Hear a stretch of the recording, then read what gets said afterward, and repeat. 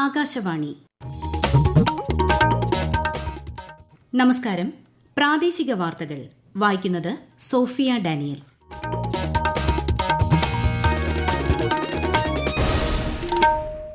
പ്രധാന വാർത്തകൾ. PM സ്വനിധി പദ്ധതി ഗുണഭോക്താക്കളെ പ്രധാനമന്ത്രി നരേന്ദ്രമോദി ഇന്ന് അഭിസംബോധന ചെയ്യും. പ്രധാനമന്ത്രി നരേന്ദ്രമോദി നാളെ കേരളത്തിലെത്തും. പത്തനംതിട്ടയിൽ തിരഞ്ഞെടുപ്പ് പ്രചാരണ പരിപാടിയിൽ പങ്കെടുക്കും. പൌരത്വ ഭേദഗതി നിയമത്തിൽ വിട്ടുവീഴ്ചയില്ലെന്ന് കേന്ദ്ര ആഭ്യന്തരമന്ത്രി അമിത്ഷാ. ഹിന്ദുസ്ഥാൻ എയ്റോനോട്ടിക്സ് ലിമിറ്റഡുമായി 8,073 കോടി രൂപയുടെ 2 കരാറുകളിൽ പ്രതിരോധ മന്ത്രാലയം ഒപ്പുവച്ചു. കേരള സർവകലാശാല കലോത്സവത്തിലെ കോഴ വിവാദവുമായി ബന്ധപ്പെട്ട് വിധികർത്താവ് ആത്മഹത്യ ചെയ്ത സംഭവത്തിൽ വിശദാംശങ്ങൾ പോലീസ് അന്വേഷണം പൂർത്തിയായ ശേഷമേ വ്യക്തമാകുകയുള്ളൂ എന്ന് മന്ത്രി ആർ ബിന്ദു. വന്യജീവികളിൽ നിന്നുള്ള ആക്രമണം രൂക്ഷമായ സാഹചര്യത്തിൽ സ്ഥിതിഗതികൾ വിലയിരുത്താൻ കേന്ദ്രസംഘം വയനാട്ടിൽ. വാർത്തകൾ വിശദമായി. രാജ്യത്ത് ലോക്സഭാ നിയമസഭാ തിരഞ്ഞെടുപ്പുകൾ ഒരുമിച്ച് നടത്തുന്നതിന്റെ സാധ്യതകൾ പഠിക്കാൻ നിയോഗിച്ച ഉന്നതതല സമിതി തയ്യാറാക്കിയ റിപ്പോർട്ട് രാഷ്ട്രപതി ദ്രൌപദി മുർമുവിന് കൈമാറി. മുൻ രാഷ്ട്രപതി രാംനാഥ് കോവിന്ദിന്റെ നേതൃത്വത്തിലുള്ള സമിതിയാണ് റിപ്പോർട്ട് തയ്യാറാക്കിയത്. കേന്ദ്ര ആഭ്യന്തരമന്ത്രി അമിത്ഷാ സമിതിയിലെ അംഗമാണ്. 2023 സെപ്റ്റംബറിലാണ് ഒരു രാജ്യം ഒരു തിരഞ്ഞെടുപ്പിനുള്ള ഉന്നതതല സമിതി രൂപീകരിച്ചത്. PM സ്വനിധി പദ്ധതി ഗുണഭോക്താക്കളെ പ്രധാനമന്ത്രി നരേന്ദ്രമോദി ഇന്ന് അഭിസംബോധന ചെയ്യും. ഡൽഹിയിലെ JLN സ്റ്റേഡിയത്തിൽ നടക്കുന്ന പരിപാടിയിൽ ഡൽഹിയിൽ നിന്നുള്ള 5000 വഴിയോര കച്ചവടക്കാർ ഉൾപ്പെടെ 1 ലക്ഷം തെരുവോര കച്ചവടക്കാർക്കുള്ള വായ്പകളും അദ്ദേഹം വിതരണം ചെയ്യും. ഡൽഹി മെട്രോയുടെ 4ാം ഘട്ടത്തിന്റെ 2 അധിക ഇടനാഴികളുടെ തറക്കല്ലിടലും പ്രധാനമന്ത്രി നിർവഹിക്കും. മഹാമാരിയെ തുടർന്നുണ്ടായ ആഗോള സാമ്പത്തിക പ്രതിസന്ധികൾക്കിടയിൽ 2020 ജൂൺ 1-നാണ് PM സ്വനിധി പദ്ധതി ആരംഭിച്ചത്. ഇതുവരെ രാജ്യത്താകമാനമുള്ള 62 ലക്ഷത്തിലധികം വഴിയോര കച്ചവടക്കാർക്കായി 82 ലക്ഷം വായ്പകളിലൂടെ 10,978 കോടി രൂപ വിതരണം ചെയ്തിട്ടുണ്ട്. പ്രധാനമന്ത്രി നരേന്ദ്രമോദി നാളെ കേരളത്തിലെത്തും. NDA സ്ഥാനാർത്ഥി അനിൽ ആന്റണിയുടെ തെരഞ്ഞെടുപ്പ് പ്രചാരണത്തിൽ പങ്കെടുക്കുന്നതിനാണ് അദ്ദേഹം കേരളത്തിലെത്തുന്നത്. പത്തനംതിട്ട ജില്ലാ സ്റ്റേഡിയത്തിൽ നടക്കുന്ന പൊതുസമ്മേളനത്തിൽ പ്രധാനമന്ത്രി പങ്കെടുക്കും. സന്ദർശനത്തോടനുബന്ധിച്ച് വിപുലമായ സുരക്ഷാ ക്രമീകരണങ്ങൾ ഏർപ്പെടുത്തിയിട്ടുണ്ട്. പൌരത്വ ഭേദഗതി നിയമത്തിൽ വിട്ടുവീഴ്ചയില്ലെന്ന് കേന്ദ്ര ആഭ്യന്തരമന്ത്രി അമിത്ഷാ. നിയമം പിൻവലിക്കില്ലെന്നും വാർത്താ ഏജൻസിയായ ANIക്ക് നൽകിയ അഭിമുഖത്തിൽ അദ്ദേഹം വ്യക്തമാക്കി. പൌരത്വ ഭേദഗതി നിയമം രാജ്യത്തിന്റെ നിയമമാണെന്നും പൌരന്മാർക്ക് സംരക്ഷണം ഉറപ്പുവരുത്തുന്നതിനാണ് സർക്കാർ ഈ നിയമം പ്രാബല്യത്തിൽ വരുത്തുന്നതെന്നും കേന്ദ്ര ആഭ്യന്തരമന്ത്രി പറഞ്ഞു. ഇന്ത്യൻ പൌരത്വം രാജ്യത്ത് ഉറപ്പാക്കേണ്ടത് പരമാധികാര അവകാശമാണ്. അതിൽ ഒരു വിട്ടുവീഴ്ചയുമില്ലെന്നും CAA പിൻവലിക്കില്ലെന്നും അദ്ദേഹം അറിയിച്ചു. CAAയുടെ പേരിൽ പ്രതിപക്ഷം വോട്ട് ബാങ്ക് രാഷ്ട്രീയം കളിക്കുകയാണെന്നും ശ്രീ അമിത്ഷാ പറഞ്ഞു. NIAയുടെ കൊച്ചിയിലെ പുതിയ ഓഫീസിന്റെ ഉദ്ഘാടനം കേന്ദ്ര ആഭ്യന്തരമന്ത്രി അമിത്ഷാ ഇന്ന് വൈകിട്ട് നിർവഹിക്കും. ഓൺലൈനായാണ് ഉദ്ഘാടന ചടങ്ങ്. കളമശ്ശേരി HMT മെഡിക്കൽ കോളേജ് റോഡിലാണ് പുതിയ ഓഫീസ്. ഹിന്ദുസ്ഥാൻ എയ്റോനോട്ടിക്സ് ലിമിറ്റഡുമായി 8,073 കോടി രൂപയുടെ 2 കരാറുകളിൽ പ്രതിരോധ മന്ത്രാലയം ഒപ്പുവച്ചു. 34 അഡ്വാൻസ് ലൈറ്റ് ഹെലികോപ്റ്ററുകൾ വാങ്ങുന്നതുമായി ബന്ധപ്പെട്ടാണ് കരാർ. കരസേനയ്ക്ക് വേണ്ടി 25 അഡ്വാൻസ് ലൈറ്റ് ഹെലികോപ്റ്ററുകളും തീരസംരക്ഷണ സേനയ്ക്കായി 9 അഡ്വാൻസ് ലൈറ്റ് ഹെലികോപ്റ്ററുകളുമാണ് വാങ്ങുന്നത്. കേരള സർവകലാശാല കലോത്സവത്തിലെ വിധികർത്താവ് ആത്മഹത്യ ചെയ്ത സംഭവം തികച്ചും ദൌർഭാഗ്യകരമെന്ന് മന്ത്രി ആർ ബിന്ദു.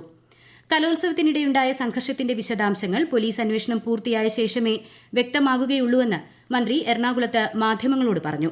പുറത്തുനിന്ന് എത്തിയവരാണ് പ്രശ്നമുണ്ടാക്കിയത്. ക്യാമ്പസുകളിൽ ബോധപൂർവം ആക്രമണങ്ങൾ നടത്താനുള്ള ശ്രമം നടക്കുന്നതായും ശ്രീമതി ആർ ബിന്ദു പറഞ്ഞു. കേരള സർവകലാശാല യുവജനോത്സവ വിവാദവുമായി ബന്ധപ്പെട്ട് വിധികർത്താവിന്റെ മരണത്തിൽ SFIക്കാരുടെ ക്രൂരതയാണെന്ന് പ്രതിപക്ഷ നേതാവ് VD സതീശൻ. പറവൂരിൽ മാധ്യമങ്ങളോട് സംസാരിക്കുകയായിരുന്നു അദ്ദേഹം. SFIക്കാർ കേരള സമൂഹത്തെ വെല്ലുവിളിക്കുകയാണെന്ന് ശ്രീ VD സതീശൻ ആരോപിച്ചു. കേരള സർവകലാശാല കലോത്സവത്തിൽ കോഴ ആരോപണം നേരിട്ട വിധികർത്താവിനെ മരിച്ച നിലയിൽ കണ്ടെത്തിയിരുന്നു. മാർഗം കളിയുടെ വിധികർത്താവായിരുന്ന കണ്ണൂർ താഴെചൊവ്വ സ്വദേശി PN ഷാജിയെയാണ് ഇന്നലെ വീടിനുള്ളിൽ മരിച്ച നിലയിൽ കണ്ടെത്തിയത്. കോഴ വാങ്ങി ഫലം അട്ടിമറിച്ചെന്ന ആരോപണത്തെ തുടർന്ന് ഷാജിയെയും 2 പരിശീലകരെയും പോലീസ് കസ്റ്റഡിയിലെടുത്ത് വിട്ടയച്ചിരുന്നു. ചൈനീസ് കമ്പനിയായ ബൈറ്റ് ഡാൻസുമായുള്ള ബന്ധം അവസാനിപ്പിച്ചില്ലെങ്കിൽ ടിക്ടോക്കിനെ നിരോധിക്കാവുന്ന സുപ്രധാന ബിൽ US പ്രതിനിധി സഭ പാസാക്കി. 65-നെതിരെ 352 വോട്ടുകൾക്ക് ബിൽ പാസാക്കിയെങ്കിലും നിയമമാകാൻ ബില്ലിന് സെനറ്റിന്റെ അനുമതി ലഭിച്ച ശേഷം US പ്രസിഡന്റിന്റെ അംഗീകാരം ലഭിക്കുകയും വേണം. നീറ്റ് MDS പരീക്ഷയ്ക്ക് വടക്കു കിഴക്കൻ സംസ്ഥാനങ്ങളിൽ പരീക്ഷാ കേന്ദ്രങ്ങളില്ലെന്ന ചില മാധ്യമ റിപ്പോർട്ടുകൾ അടിസ്ഥാനരഹിതമാണെന്ന് കേന്ദ്ര ആരോഗ്യ മന്ത്രാലയം. ഷില്ലോങ്ങും കൊഹിമയും ഗുവാഹത്തിയും കൊൽക്കത്തയും ഉൾപ്പെടെ 6 ഇടങ്ങളിൽ പരീക്ഷാ കേന്ദ്രങ്ങളുണ്ടെന്ന് മന്ത്രാലയം വ്യക്തമാക്കി. ഈ മാസം 11 വരെ നടന്ന നീറ്റ് MDS പ്രവേശനത്തിൽ 560 ഉദ്യോഗാർത്ഥികളാണ് വടക്ക് കിഴക്കൻ സംസ്ഥാനങ്ങളിൽ നിന്ന് അപേക്ഷ സമർപ്പിച്ചത്. ഗ്രാമീണ മേഖലയിലെ മുഴുവൻ വീടുകളിലും കുടിവെള്ളം ലഭ്യമാക്കുക എന്ന ലക്ഷ്യത്തോടെ നടപ്പാക്കുന്ന ജൽജീവൻ മിഷൻ പദ്ധതി കണ്ണൂർ ജില്ലയിലെ 23 ഗ്രാമപഞ്ചായത്തുകളിൽ പൂർത്തിയായി. വിശദാംശങ്ങളുമായി ആകാശവാണി കണ്ണൂർ ജില്ലാ പ്രതിനിധി KO ശശിധരൻ. ജൽജീവൻ മിഷനിലൂടെ കണ്ണൂർ ജില്ലയിൽ ആകെ 3,54,951 കണക്ഷനുകളാണ് നൽകാനുള്ളത്. ഇതിൽ 1,56,770 കണക്ഷനുകൾ നൽകിക്കഴിഞ്ഞു. ഇതോടെ 23 ഗ്രാമപഞ്ചായത്തുകൾ ഹർ ഘർ ജല്ലായി പ്രഖ്യാപിക്കും. ബാക്കിയുള്ള പഞ്ചായത്തുകളിലെ ടെൻഡർ നടപടികൾ പൂർത്തിയാക്കി പ്രവൃത്തികൾ പുരോഗമിക്കുകയാണ്. ജൽജീവൻ മിഷൻ പ്രവൃത്തികൾക്കാവശ്യമായ സ്ഥലം ഏറ്റെടുക്കുന്നതും റോഡ് കട്ടിങ്ങിനുള്ള അനുവാദം തേടുന്നതും സംബന്ധിച്ച പ്രശ്നങ്ങൾ, IEC പ്രവർത്തനങ്ങൾ എന്നിവ വിലയിരുത്തുന്നതിന് പ്രത്യേക കമ്മിറ്റി രൂപീകരിക്കുന്നുണ്ട്. ഈ വാർത്തകൾ ആകാശവാണിയിൽ നിന്ന്. സംസ്ഥാനത്ത് 9 ജില്ലകളിൽ 4 ഡിഗ്രി സെൽഷ്യസ് വരെ ചൂടുയരാൻ സാധ്യതയെന്ന് കേന്ദ്ര കാലാവസ്ഥാ വകുപ്പ്. പാലക്കാട്, കൊല്ലം, പത്തനംതിട്ട, കോട്ടയം, തൃശൂർ, ആലപ്പുഴ, എറണാകുളം, കോഴിക്കോട്, കണ്ണൂർ ജില്ലകളിൽ മഞ്ഞ ജാഗ്രത പ്രഖ്യാപിച്ചു.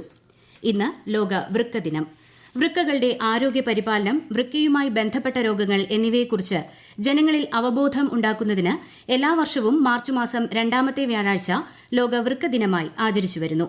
വൃക്കയുടെ പരിരക്ഷ ഏവർക്കും എന്നതാണ് ഈ വർഷത്തെ പ്രമേയം. മനുഷ്യമൃഗ സംഘർഷം രൂക്ഷമായ സാഹചര്യം വിലയിരുത്താൻ കേന്ദ്ര സർക്കാരിന്റെ വിദഗ്ധ സംഘം വയനാട്ടിൽ. National tiger conservation authority AIG Harini Venugopal, doctor K Ramesh, N Lakshmi Narayan, PV Karunakaran, doctor S Babu എന്നിവരാണ് എത്തിയത്. വയനാട്, ഗൂഡല്ലൂർ പ്രദേശങ്ങളിലെ മനുഷ്യമൃഗ സംഘർഷം സംഘം വിലയിരുത്തും. ഇടുക്കി ചിന്നക്കനാൽ 301 കോളനിയിൽ വീടിന് നേരെ കാട്ടാന ആക്രമണമുണ്ടായി. വീടും വീട്ടുപകരണങ്ങളും നശിപ്പിച്ചു. ചക്കക്കൊമ്പൻ എന്ന കാട്ടാനയാണ് വീട് തകർത്തതെന്ന് പ്രദേശവാസികൾ പറഞ്ഞു. ഇന്ത്യയിലെ ഏറ്റവും വലിയ എയ്റോ സ്പോർട്സ് അഡ്വഞ്ചർ ഫെസ്റ്റിവലായ അന്താരാഷ്ട്ര പാരാഗ്ലൈഡിംഗ് ഫെസ്റ്റിവലിന് ഇന്ന് വാഗമണിൽ തുടക്കമാകും. ഈ മാസം 17 വരെ വാഗമൺ അഡ്വഞ്ചർ പാർക്കിലാണ് ഫെസ്റ്റിവൽ അരങ്ങേറുക. കൂടുതൽ വിവരങ്ങളുമായി ആകാശവാണി ഇടുക്കി ജില്ലാ പ്രതിനിധി രതീഷ് കൃഷ്ണ. വിനോദസഞ്ചാര വകുപ്പിന് കീഴിലുള്ള കേരള അഡ്വഞ്ചർ ടൂറിസം പ്രൊമോഷൻ സൊസൈറ്റിയും ഇടുക്കി ജില്ലാ ടൂറിസം പ്രൊമോഷൻ കൌൺസിലും സംയുക്തമായി പാരാഗ്ലൈഡിംഗ് അസോസിയേഷൻ ഓഫ് ഇന്ത്യയുടെ സാങ്കേതിക പിന്തുണയോടുകൂടിയാണ് ഫെസ്റ്റിവൽ സംഘടിപ്പിക്കുന്നത്. അന്തർദേശീയ, ദേശീയ തലത്തിലുള്ള 100-ലധികം പ്രശസ്ത ഗ്ലൈഡർമാർ ഫെസ്റ്റിവലിൽ പങ്കെടുക്കും. ഇതിനു പുറമെ ലോക പ്രശസ്ത റൈഡർമാരും അന്താരാഷ്ട്ര ചാമ്പ്യന്മാരും പരിപാടിയിൽ പങ്കാളികളാകും. America, Nepal, France, Italy, Germany, New Zealand, Australia, Britain തുടങ്ങിയ രാജ്യങ്ങളും ഡൽഹി, ഗോവ, മഹാരാഷ്ട്ര, ഹിമാചൽ പ്രദേശ്, കർണാടക, തമിഴ്നാട് തുടങ്ങിയ സംസ്ഥാനങ്ങളിൽ നിന്നുള്ളവരും ഫെസ്റ്റിവലിൽ പങ്കെടുക്കുന്നുണ്ട്. ആറ്റിങ്ങൽ പാർലമെന്റ് മണ്ഡലത്തിലെ NDA സ്ഥാനാർത്ഥി V മുരളീധരന്റെ തെരഞ്ഞെടുപ്പ് പ്രചാരണ പരിപാടി രാവിലെ അരുവിക്കര മണ്ഡലത്തിൽ നിന്നാരംഭിച്ചു. ഉച്ചകഴിഞ്ഞ് നാവായിക്കുളം യുദ്ധസ്മാരക ഹാളിൽ വികസന ചർച്ചയിൽ അദ്ദേഹം പങ്കെടുക്കും. തിരുവനന്തപുരത്തെ LDF സ്ഥാനാർത്ഥി പന്ന്യൻ രവീന്ദ്രന്റെ പ്രചാരണ പരിപാടികൾ നെയ്യാറ്റിൻകര മിംസ് പരിസരത്ത് ആരംഭിക്കും. വൈകിട്ട് കഴക്കൂട്ടം, വട്ടിയൂർക്കാവിലും കൺവെൻഷനുകളിൽ ശ്രീ പന്ന്യൻ രവീന്ദ്രൻ പങ്കെടുക്കും. മുതിർന്ന കോൺഗ്രസ് നേതാവ് രമേശ് ചെന്നിത്തലയെ കേരളത്തിലെ കോൺഗ്രസ് പ്രചാരണ സമിതി ചെയർമാനായി നിയമിച്ചു. ഉടൻ പ്രാബല്യത്തിൽ വരുന്ന രീതിയിലാണ് കോൺഗ്രസ് അധ്യക്ഷൻ മല്ലികാർജ്ജുൻ ഖാർഗെ നിയമന ഉത്തരവ് നൽകിയത്. രാജ്യത്തെ ഓഹരി വിപണികളിൽ നേട്ടം. ബോംബെ ഓഹരി സൂചിക സെൻസെക്സ് 136 പോയിന്റ് നേട്ടത്തിൽ 72,905-ലും ദേശീയ ഓഹരി സൂചിക നിഫ്റ്റി 70 പോയിന്റ് ഉയർന്ന് 22,067-ലും വ്യാപാരം തുടരുന്നു. സ്വർണ്ണവിലയിൽ വർധന. പവന് 200 രൂപ കൂടി 48,480 രൂപയായി. ഗ്രാമിന് 6,060 രൂപയാണ് വില. കോട്ടയം തിരുനക്കര ശ്രീ മഹാദേവ ക്ഷേത്രത്തിലെ തിരുവുത്സവത്തിന് ഇന്ന് കൊടിയേറും. ഈ മാസം 20-നാണ് പൂരം, 21-ന് വലിയ വിളക്കും, 22-ന് പള്ളിവേട്ടയും നടക്കും. 10ാം ഉത്സവ ദിവസമായ ഈ മാസം 23-നാണ് ആറാട്ട്. ശബരിമലയിൽ മീനമാസ പൂജകൾക്ക് പുലർച്ചെ തുടക്കമായി. ശനിയാഴ്ചയാണ് പൈങ്കുനി ഉത്രം മഹോത്സവം. പാലാ പുലിയന്നൂർ ബൈപ്പാസ് ജംഗ്ഷനിൽ വീണ്ടും വാഹനാപകടം. സെന്റ് തോമസ് കോളേജ് വിദ്യാർത്ഥി വെള്ളിയേപ്പള്ളി സ്വദേശി അമൽ ഷാജിയാണ് മരിച്ചത്. തിരുവിതാംകൂർ ദേവസ്വം ബോർഡ് ഏർപ്പെടുത്തിയ ഏക സാഹിത്യ പുരസ്കാരമായ മാധവമുദ്ര പുരസ്കാരം പ്രഖ്യാപിച്ചു. 2023-ലെ മാധവമുദ്ര പുരസ്കാരത്തിന് മുൻ ചീഫ് സെക്രട്ടറിയും സാഹിത്യകാരനുമായ തുളസീവനം R രാമചന്ദ്രൻ നായർ അർഹനായി. പ്രധാന വാർത്തകൾ വീണ്ടും. PM സ്വനിധി പദ്ധതി ഗുണഭോക്താക്കളെ പ്രധാനമന്ത്രി നരേന്ദ്രമോദി ഇന്ന് അഭിസംബോധന ചെയ്യും. പ്രധാനമന്ത്രി നരേന്ദ്രമോദി നാളെ കേരളത്തിലെത്തും. പത്തനംതിട്ടയിൽ തിരഞ്ഞെടുപ്പ് പ്രചാരണ പരിപാടിയിൽ പങ്കെടുക്കും. പൌരത്വ ഭേദഗതി നിയമത്തിൽ വിട്ടുവീഴ്ചയില്ലെന്ന് കേന്ദ്ര ആഭ്യന്തരമന്ത്രി അമിത്ഷാ. ഹിന്ദുസ്ഥാൻ എയ്റോനോട്ടിക്സ് ലിമിറ്റഡുമായി 8,073 കോടി രൂപയുടെ 2 കരാറുകളിൽ പ്രതിരോധ മന്ത്രാലയം ഒപ്പുവച്ചു. കേരള സർവകലാശാല കലോത്സവത്തിലെ കോഴ വിവാദവുമായി ബന്ധപ്പെട്ട് വിധികർത്താവ് ആത്മഹത്യ ചെയ്ത സംഭവത്തിന്റെ വിശദാംശങ്ങൾ പോലീസ് അന്വേഷണം പൂർത്തിയായ ശേഷമേ വ്യക്തമാകുകയുള്ളൂവെന്ന് മന്ത്രി ആർ ബിന്ദു. വന്യജീവികളിൽ നിന്നുള്ള ആക്രമണം രൂക്ഷമായ സാഹചര്യത്തിൽ സ്ഥിതിഗതികൾ വിലയിരുത്താൻ കേന്ദ്ര സംഘം വയനാട്ടിൽ. പ്രാദേശിക വാർത്തകൾ കഴിഞ്ഞു. അടുത്ത വാർത്താ പ്രക്ഷേപണം 12:50.